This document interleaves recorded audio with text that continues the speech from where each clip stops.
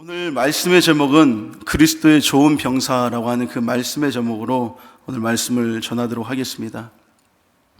오늘의 말씀이 이 디모데 후서의 이 말씀은 바울이 서신서를 누구에게 보낸 거냐면은 디모데에게 이렇게 보낸 두 번째 편지가 디모데 후서의 그 말씀입니다. 이때 당시에 바울은 어떠한 상황이었냐면은 로마의 감옥에 갇혔었는데 두 번째로 갇혀 있었던 그런 때였습니다.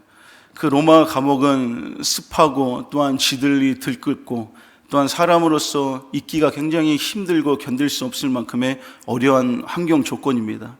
그런 상황 속에서 바울이 이렇게 편지를 썼는데 그가 사랑하는 영적인 아들과 같은 그 디모데에게 오늘 편지를 이렇게 썼습니다. 그래서 바울은 자신의 삶의 그 시간들이 이제 영적으로 이제 그것들이 다가오는 겁니다.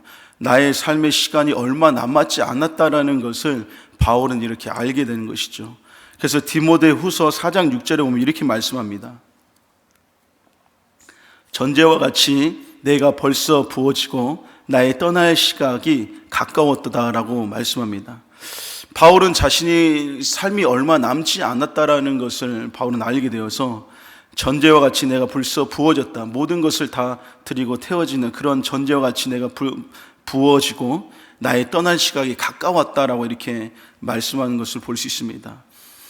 삶을 여러분들 마감 지을 시간이 다가왔다는 것을 알고 있는 이 바울이 디모데에게 이렇게 쓴 편지라고 한다면은 그 편지의 내용에 여러분들 어떠한 그런 말들과 또 어떠한 그런 내용들이 담겨 있겠습니까? 아마도 진솔하고 얼마나 중요한 그런 말들이 아마 그 속에 그 편지에 담겨 있을 것이라는 것입니다. 사람들이 세상을 떠나는 그 마지막 그 순간에 자녀들이 다 모여 있을 때 그곳에서 이제는 임종이 가까운 그 사람이 헛소리를 할 수 있는 사람이 있겠습니까? 그럴 부모가 여러분들 누가 있겠습니까? 가장 중요한 말들을 남기고 그 자녀들에게 그 말들을 남기면서 이제는 세상에 이제 마감을 짓고 눈을 감는 것을 볼 수가 있는 것이죠. 바울도 그러한 심정으로 아들과 같은 그 디모데에게 그 편지를 쓴 것입니다. 바울이 중요하다고 자신이 그 신앙생활하고 믿음생활을 하며 살아갈 때 정말로 예수님을 바라보며 살아가는 그 삶 속에서 바울이 중요하다고 생각한 내용들을 오늘 본문에서 이렇게 말씀을 했고, 디모데 너는 이렇게 살라고 디모데에게 당부를 하는 그런 편지의 내용이라는 것을 볼 수 있습니다. 그러면서 바울이 뭐라고 얘기를 하냐? 오늘 본문의 말씀 3절에 보면은 상반절에 보면 이렇게 말씀합니다. 너는 그리스도 예수의 좋은 병사로 라고 이렇게 말씀하며 그렇게 그리스도 예수의 좋은 병사로 살라고 이렇게 당부를 하는 것을 볼 수가 있습니다. 그리스도의 그 좋은 병사로 살라고 이렇게 당부를 하는 것인데 바울은 이 로마에서 살았었고 또 로마의 그 시민권을 갖고 있었던 자입니다. 그렇기 때문에 로마의 그 병사들의 그 모습들을 바울은 너무나도 잘 알고 있었죠. 로마의 그 병사들은 왕과 그 나라를 지키기 위해서 항상 무장이 되어 있고 언제나 어느 순간이나 적들의 그 싸움을 대비해서 준비하고 무장되어 있는 그런 사람들이었다는 것이죠. 그들의 강인함은 정말로 대단한 것이라는 것을 알 수가 있습니다. 그것을 빗대어서 오늘 바울은 너는 그리스도의 예수의 좋은 병사가 되라고 이렇게 당부하는 것을 볼 수 있습니다. 그렇다면 여러분들 예수 그리스도 예수의 좋은 병사, 그것은 과연 무엇일까? 또는 좋은 병사가 갖춰야 할 조건은 무엇인지를 오늘 바울은 세 가지를 통하여서 말씀하고 있습니다. 첫 번째로 그리스도의 좋은 병사는 바로 고난을 두려워하지 않는다라는 것을 볼 수 있습니다. 오늘 방금 읽은 디모데후서 2장 3절의 말씀에 보면은 이렇게 말씀합니다. 너는 그리스도 예수의 좋은 병사로 나와 함께 고난을 받으라 라고 말씀합니다. 그리스도 예수의 좋은 병사인데 왜 고난을 받아야 될까? 왜 예수님을 믿는 사람들이 고난을 받아야 하는 것일까? 라고 의문을 가질 때가 있습니다. 내 나름대로 신앙생활 잘하는 것 같고 내 나름대로 예수님을 따라가려고 하는 것 같고 내 나름대로 주님의 그 성품을 닮아서 살아가려고 헌신하고 봉사하며 사랑하며 살아가려고 하는데, 그런 나에게 왜 고난을 내가 찾아오고 이 고난을 내가 받아야 되냐라고 하는 그런 물음이 생기는 그런 신앙인들, 믿음의 사람들이 있을 수가 있을 것입니다. 그러나 바울은 로마서에서 또한 이렇게 말씀하고 있습니다. 8장 17절에 보면 이렇게 말씀합니다. 자녀이면 또한 상속자, 곧 하나님의 상속자요 그리스도와 함께한 상속자니 우리가 그와 함께 영광을 받기 위하여 고난도 함께 받아야 할 것이니라 라고 말씀합니다. 상속자이기 때문에 그리스도와 함께 고난을 함께 받아야 된다.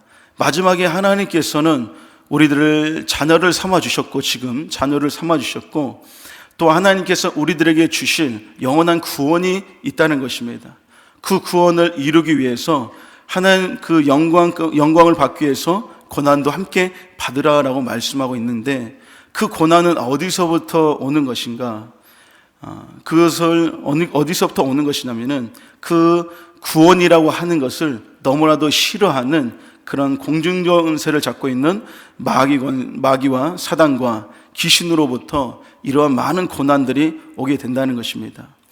예수님을 여러분들 믿는 사람들은 마지막에 구원을 받는 것을 여러분들 잘 알 수 있을 것입니다. 주님이 주시는 마지막에 그 생명의 면류관입니다. 영원한 구원이요 영원한 나라에서 삶을 살아가게 되는 것이죠.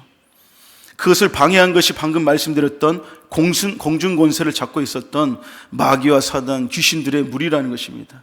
악한 영들의 그런 역사들이라는 것입니다. 이것들이 예수 믿는 자들이 구원을 받는 것을, 이것들은 굉장하게 죽도록 싫어하는 무리들이 바로 이 공중권세를 잡고 있는 무리들이라는 것입니다.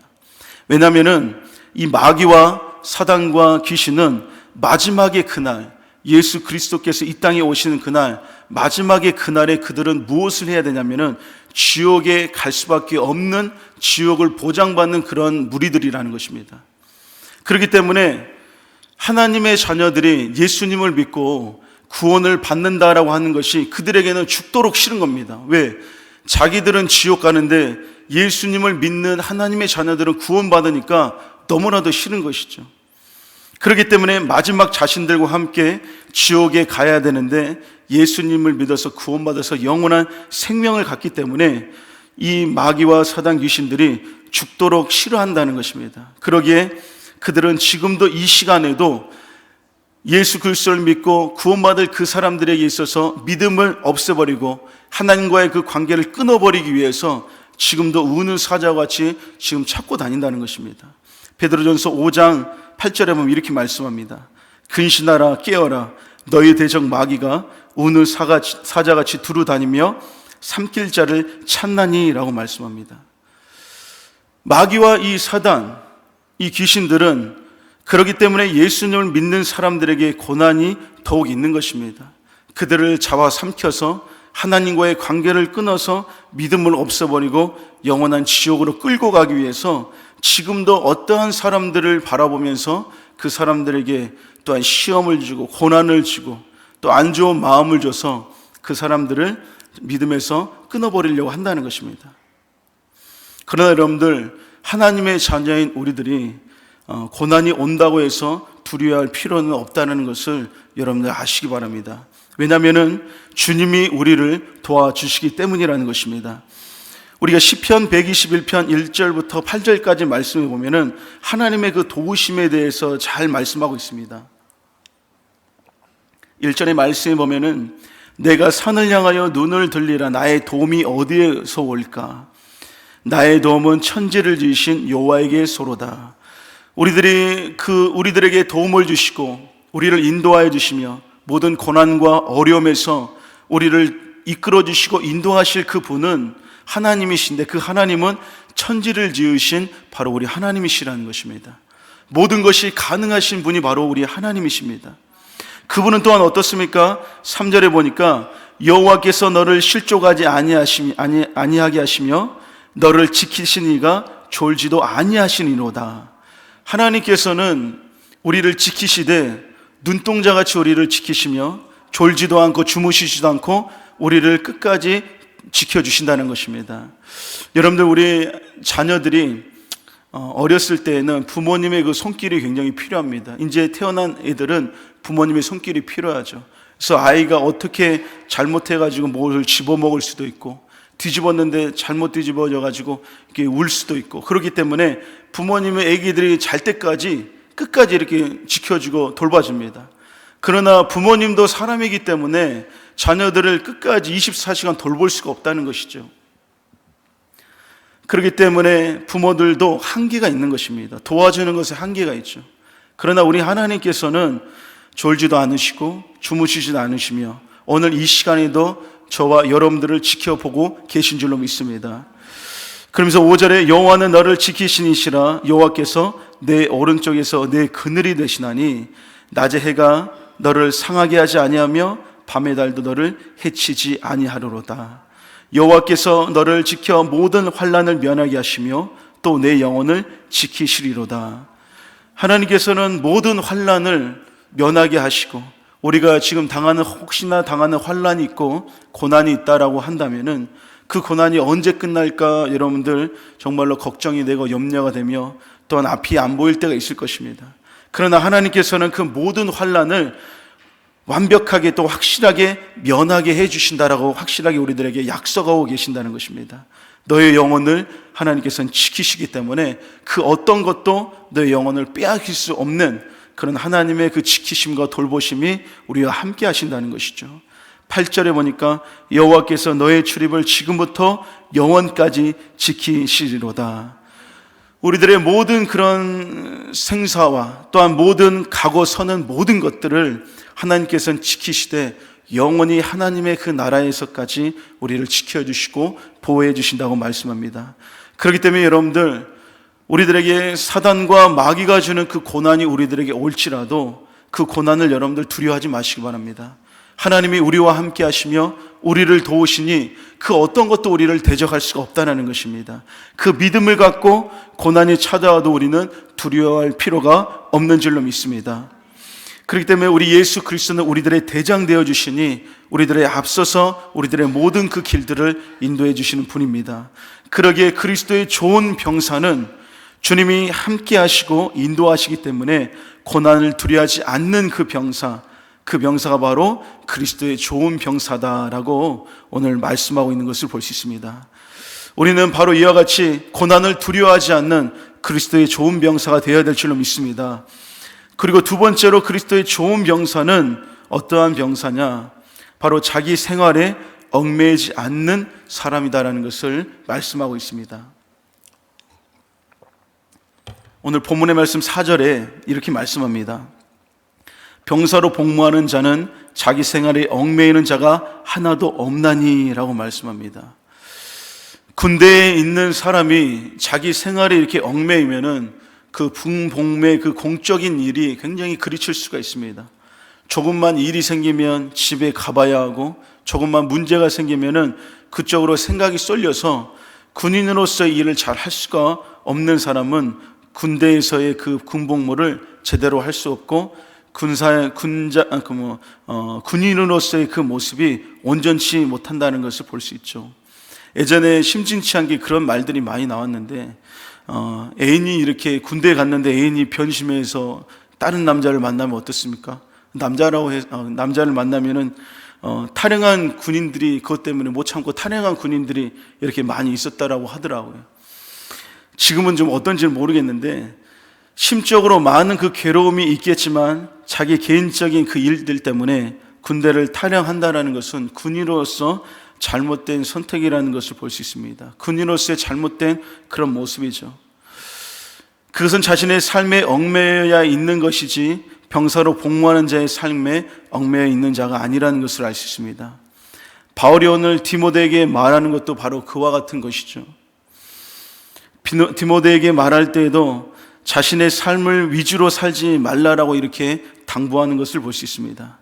그것이 바로 자기 생활에 얽매여 있는 자는 자기의 삶을 위주로 사는 사람이 바로 그런 사람이라는 것이죠.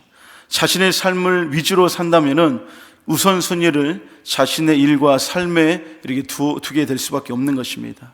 그렇다면 여러분들 자연적으로 어떻게 됩니까? 하나님의 일에 소홀해지게 되는 것이고 또 하나님의 것은 뒤로 물리게 된다는 것을 볼 수가 있습니다. 이와 같이 자신의 삶이 하나님이 중심이 되어야 되고 예수 그리스도가 중심이 되어야 되는데 자신의 그 삶이 만족함을 위해서 자신의 삶이 중심이 되어서 자신 자체가 중심이 되어서 살아갔을 때에는 하나님의 일을 우선순위 두기가 어렵다는 것입니다. 그러면서 하나님과 멀어지고 또 하나님 것은 뒤로 밀려나게 되는 것이죠. 오늘 성경에서도 누가복음에서도 그것에 대해서 잘 말씀하고 있는 부분이 있는데 임금이 잔치자리에 사람들을 초청했지만 그들의 반응들은 정말로 임금이 원하지 않는 그 반응들을 갖고 있었죠. 누가복음 14장 18절부터 20절에 보면은 이렇게 말씀합니다. 다 일치하게 사양하여 한 사람은 이르되 나는 밭을 샀으며 아무래도 나가 보아야 하겠으니 청컨대 나를 양해하도록 하라라고 말합니다. 여러분들 임금이라고 하는 사람은 그 나라를 통치하고 다스리는 사람입니다. 그렇기 때문에 그 나라를 통치하고 다스리는 그 사람이 이렇게 초청을 했던 그 자리가 있는데 그 초청의 자리를 거절했다라는 것은 어떻게 보면 이거는 말도 안 되는 소리죠. 가장 그 나라에서 지위가 높은 임금이 얘기했는데 통솔을 하고 있는 그 나라에 어떤 사람들이 초청을 받았는데 나가지 못했다라는 것은 임금에 대한 이거는 도발적인 행동일 수도 있다는 것입니다. 근데 그들이 임금의 초청 자리에도 가지 못했던 이유가 무엇이었냐면은 자기 일 때문에 그랬다는 것이죠. 나는 밭을 샀음에 아무래도 내가 나가 보아야 하겠다. 밭을 샀기 때문에 그 밭이 정말로 기름진 밭인지 그 밭이 잘 쓸모가 있는 밭인지 너무나도 궁금하기 때문에 자신의 삶과 일이 우선이 되었다는 것입니다. 그래서 임금의 잔치 자리에 초청을 거부하게 되는 것이죠. 19절에 보니까 또 한 사람은 이르되 나는 소 5겨리를 샀음에 시험하러 가니 청하건대 나를 양해하도록 하라 하고 라고 말합니다. 소를 5겨리를 샀습니다. 그래서 그 소가 얼마나 힘이 있고 또 얼마나 쓸모가 있는지 그 소를 이제는 시험하기 위해서 그 소를 이제 산 소를 보고 그 소를 시험하러 간다는 것입니다. 지극히 개인적인 자신의 일 때문에 임금의 자리에 초청을 한 자리에 가지 못한 것이죠. 그리고 20절에 또 한 사람이 이르되 나는 장가 들었으니 그러므로 가지 못하겠노라 하는지라. 이 장가 들었다는 것은 얼마나 여러분들 기대를 하겠습니까? 그 장가를 들어서 이제는 아내를 만나는 그 일들, 이제 기대를 하면서 장가를 들었기 때문에 임금이 나에게 초청하는 그것보다도 나는 이것이 더 소중하고 귀한 일이다라는 것을 그는 그렇게 판단을 했다는 것이죠. 그런 것을 통하여서 임금의 잔치 자리에 참여하지 못했다는 것을 볼 수 있습니다. 이 모든 것들이 다 임금의 그 초청 자리에 참여해서 그 임금의 잔치 자리에서 함께 즐거움과 축하를 나눴을 때 임금이 얼마나 여러분들 많이 기뻤겠습니까? 그런 것을 이 사람들은 자기의 일들 때문에 거부했다는 것을 볼 수가 있습니다. 그리고 또한 이렇게 또 누가복음에서는 이렇게 말씀합니다. 9장 59절에서 60절에 보니까 이렇게 말씀합니다. 또 다른 사람에게 나를 따르라 하시니 그가 이르되 나로 먼저 가서 내 아버지를 장사하게 허락하옵소서. 이르시되 죽은 자들로 자기 죽은 자들을 장사하게 하고 너는 가서 하나님의 나라를 전파하라 하시고 라고 말씀합니다. 아버지가 이제는 돌아가셨는데 그 아버지를 장사하고 올 수 있도록 예수님에게 허락을 받습니다. 그러나 예수님께서는 가지 말라라고 말씀합니다. 가지 말고 하나님의 나라를 전파하라라고 말씀하는데 어떻게 보면은 예수님이 그럴 수가 있어라고 생각할 수 있습니다. 그러나 이 의미는 어떤 의미를 갖고 있냐면은 이 세상에 있는 사람의 일보다 먼저 중요한 것은 하나님의 나라의 일이다라는 것을 말씀하고 있는 것입니다.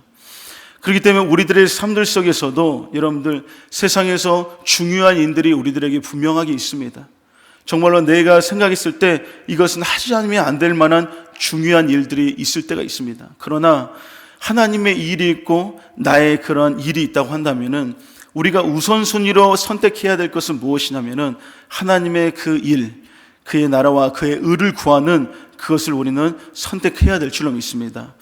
왜냐하면은 지금 나에게 중요한 일이라고 할지라도 그것을 우리가 뛰어넘어서 하나님의 일을 선택하며 그 일이 하나님께서 기뻐하신다면은 내가 하지 못했던 이 세상의 일들도 하나님께서는 형통하고 인도하시는 하나님의 그 은혜와 축복을 경험할 수 있게 된다는 것입니다.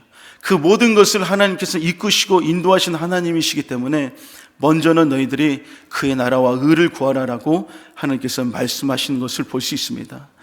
그런 삶을 우리는 살아가는 것, 다시 말해 자기 생활에 얽매이지 않고 모든 삶이 자기의 중심된 삶이 아니라 나의 삶은 하나님의 나의 삶이 중심입니다라고 하는 그 고백과 또 하나님이 나의 삶을 이끌어 가시고 또한 인도하시며 복되게 하시는 분이 하나님이시기 때문에 하나님의 그 나라와 의를 먼저 구하는 하나님의 중심된 그런 삶, 우선순위가 하나님의 것이 되는 그 삶이 바로 그리스도의 좋은 병사의 좋은 조건이다라고 하는 것을 오늘 말씀하고 있습니다.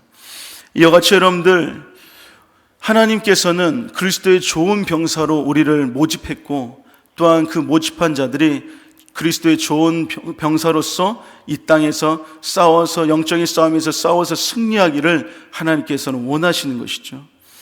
그러면서 마지막으로 셋째로 예수 그리스도의 좋은 군사는 모집한 분을 기쁘게 하는 자가 바로 예수 그리스도의 좋은 군사다라고 말씀합니다. 오늘 디모데후서 4장의 마지막 부분을 보면 이렇게 말씀합니다. 이는 병사로 모집한 자를 기쁘게 하려 함이라라고 이렇게 말씀하고 있습니다. 병사에게 있어서 여러분들 가장 필요한 것이고 가장 있어야 될 것이 무엇이냐면은 상관에게 순종하고 또한 충성하는 것이 병사에게는 가져야 될 기본적인 것이고 가장 중요한 것입니다. 그것이 이제는 갖추어졌을 때 군대의 이 전투력이 상승되고 그것이 곧 상관이 기뻐하는 그런 요소가 될 수가 있다는 것이죠. 예수님께서 우리를 믿음의 병사로 부르신 줄로 믿습니다. 그분의 뜻과 말씀에 순종하고 또 우리가 충성하면서 나아갈 때 그분의 기쁨이 된다는 것을 우리는 분명하게 알아야 됩니다. 성경 말씀에 보면은 믿음의 그 선조들은 하나님의 그 말씀에 순종한 것을 볼 수가 있습니다. 우리가 잘 알다시피 노아에게 하나님께서 말씀하셨죠. 방주를 만들라라고 지시를 하십니다. 그렇게 방주를 만들라고 지시를 했을 때 노아는 굳은 말 한마디도 안 하고 방주를 이렇게 지었고 한 번도 그 노아는 배를 만들지 못한 사람이었는데 또한 심지어 하나님께서 산 위에 그 배를 만들라고 하는 그 말씀이 납득되어지지는 않았겠지만 또한 그는 120년에 걸쳐 방주를 완성한 것을 볼 수가 있습니다. 하나님이 말씀하셨으니 그 말씀을 순종하여서 이루는 그것을 볼 수 있었다는 것이죠. 믿음의 사람들은 이와 같이 자신의 생각이 납득이 되지 않고 이성적으로도 그것이 이해가 되지 않는 상황 속에서도 하나님이 말씀하시면은 그것에 순종하는 그 믿음이 있었다는 것을 볼 수 있습니다. 그리고 또한 아브라함에게도 하나님께서 말씀하셨죠. 너의 고향과 친척을 떠나서 지시한 땅으로 가라 이렇게 말씀하셨습니다. 아브라함이 나에게 말하고 또한 그 아브라함의 삶은 안전하고 이제는 자리를 잡아가지고 잘 살아가고 있는 그런 상황이었습니다. 그런데 많은 식구를 이제는 데리고 떠나라고 이제는 하셨기 때문에 아브라함은 그 말씀 속에 또 순종을 했다는 것입니다. 하나님께서 너는 그것을 떠나서 내가 지시할 그 땅으로 가라라고 하나님께서 말씀하십니다. 그런데 여기서 여러분들 더욱더 정말로 어려웠던 것은 하나님께서 가라고 하셨지 그곳 지명을 구체적으로 말씀도 하시지 않았다는 것입니다. 어디로 가야 될지도 모르고 하나님께서는 그냥 가라라고 말씀하신 것입니다. 그래도 하나님의 말씀에 아브라함은 순종해서 이제는 떠나게 되었다는 것을 볼 수 있죠. 그래서 하나님의 말씀을 통하여 순종을 통하여서 하나님의 그 크신 그런 큰 민족을 이루는 것을 볼 수가 있습니다. 그리고 여러분들 여리고를 하나님께서는 돌라고 말씀하셨습니다. 그 견고한 성이 정말로 너희들이 돌고 또한 돌았을 때 그것이 무너질 것이라고 말씀하시면서 돌라고 말씀하십니다. 하루에 한 바퀴씩 6바퀴를 돌고 마지막 7째 날에 7바퀴를 돌라라고 말씀합니다. 그렇게 돌았을 때 마지막에 돌고 난 후에 나팔을 불 때 여러분들 어떠한 일이 생겼습니까? 그렇게 무너질 것 같지 않았던 견고한 성이었던 그 여리고 성이 무너지는 것을 이렇게 볼 수가 있었다는 것이죠. 순종함을 할 때 하나님의 역사가 이루어질 줄로 믿습니다. 그리스도의 그 병사로서 하나님의 그 말씀에 순종할 때 하나님의 그 뜻이 이루어지고 역사가 나타난다는 것입니다. 그것은 하나님의 일이 성취되었으니 주님이 기쁨이 된다는 것을 볼 수가 있죠.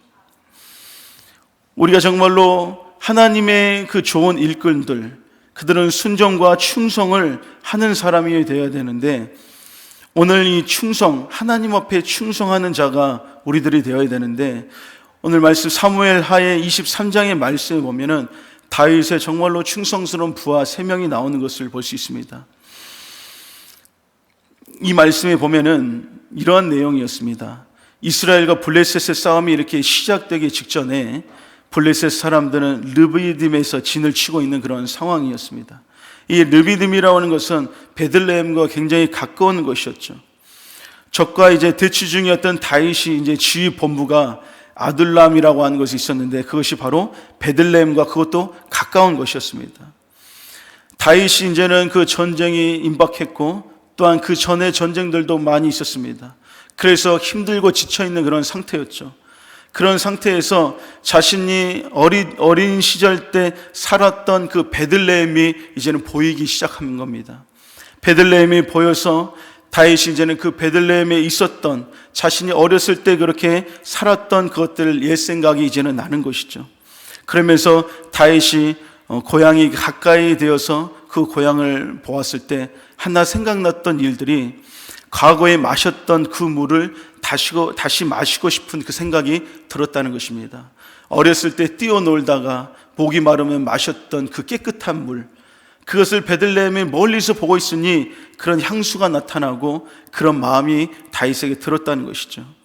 그러면서 다윗이 이렇게 자기 혼자 독백을 하는 것을 볼 수가 있는데, 사무엘하 23장 15절에 보면 이렇게 말씀합니다. 다윗이 소원하여 이르되 베들레헴 성문 곁 우물물을 누가 내게 마시게 할까 하매 라고 이렇게 혼자 얘기를 하는 것을 볼 수 있죠.